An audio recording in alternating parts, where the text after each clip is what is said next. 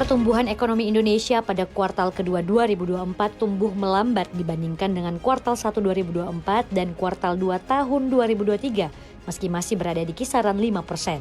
Pada kuartal 1 2024, ekonomi Indonesia mampu tumbuh 5,11%, sementara ekonomi kuartal 2 2023 tumbuh 5,17%.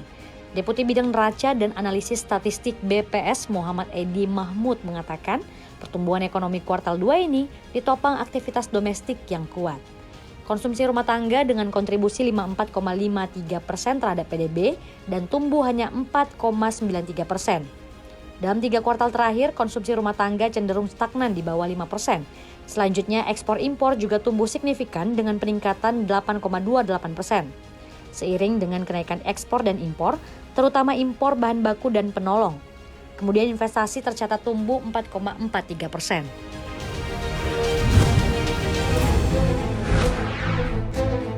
Presiden Joko Widodo atau Jokowi menggelar rapat terbatas atau ratas soal rencana kerja pemerintah termasuk RAPBN 2025. Dalam rapat tersebut, Jokowi secara terang-terangan meminta RAPBN 2025 harus mengakomodasi semua program Presiden dan Wakil Presiden terpilih Prabowo Subianto Gibran Raka Buming Raka. Salah satunya program makan siang bergizi gratis.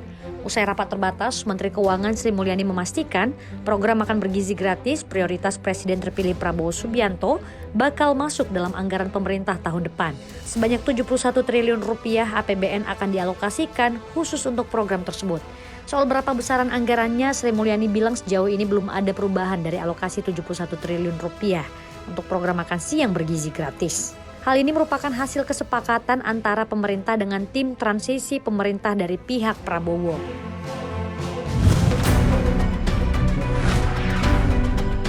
Siap-siap warga, tarif tol Ciawi Sukabumi akan segera naik. Kenaikan ini berlaku per 7 Agustus 2024. PT Trans Jabar Tol atau TJT selaku badan usaha jalan tol ruas Ciawi Sukabumi secara resmi akan melakukan penyesuaian tarif pada jalan tol Ciawi Sukabumi seksi 1 Ciawi Cigombong. Direktur Utama PT Trans Jabar Tol Abdul Hakim Supriyadi dalam mengklaim penyesuaian tarif ini dilakukan berdasarkan keputusan Menteri Pekerjaan Umum dan Perumahan Rakyat tanggal 12 Juli 2024.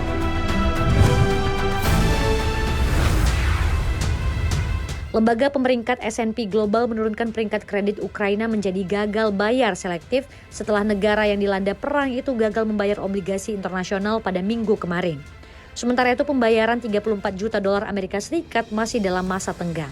S&P mengatakan kecil kemungkinan pembayaran itu dilakukan mengingat Presiden Ukraina Volodymyr Zelensky telah menandatangani undang-undang yang menangguhkan sementara pembayaran kewajiban utang luar negeri selama 2 bulan, mulai 1 Agustus 2024. Hal itu lantaran Ukraina sedang berusaha mencapai kesepakatan restrukturisasi dengan kreditur internasional untuk menghindari gagal bayar. Sebelum invasi Rusia tahun 2022, S&P memberi peringkat B untuk Ukraina. Biaya perang telah menyebabkan rasio utang terhadap PDB Ukraina membengkak dari sekitar 60% menjadi lebih dari 80%. Dana Moneter Internasional atau IMF memperkirakan rasio utang akan hampir mencapai 100% tahun depan jika tanpa restrukturisasi.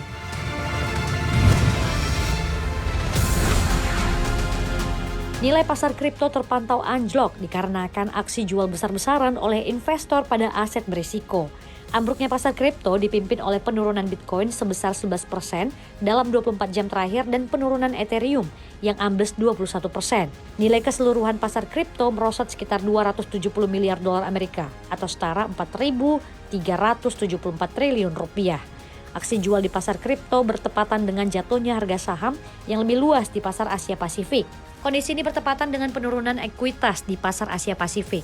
Nikkei 225 Jepang anjlok hingga 7%, memperpanjang kerugian yang dimulai minggu lalu setelah Bank of Japan mengumumkan akan menaikkan suku bunga acuannya ke level tertinggi dalam 16 tahun. Tak hanya itu, amblesnya mata uang kripto akibat laporan pekerjaan AS yang lebih lemah dari proyeksi dan angka pengangguran yang lebih tinggi serta menurunnya sektor manufaktur.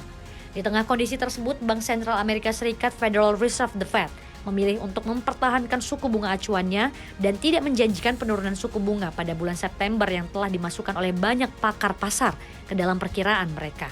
Suku bunga yang rendah cenderung berkorelasi dengan kinerja aset beresiko yang lebih baik.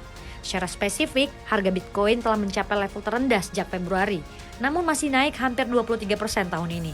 Mata uang kripto terbesar di dunia diperdagangkan dengan harga sekitar $54.000 Amerika Serikat.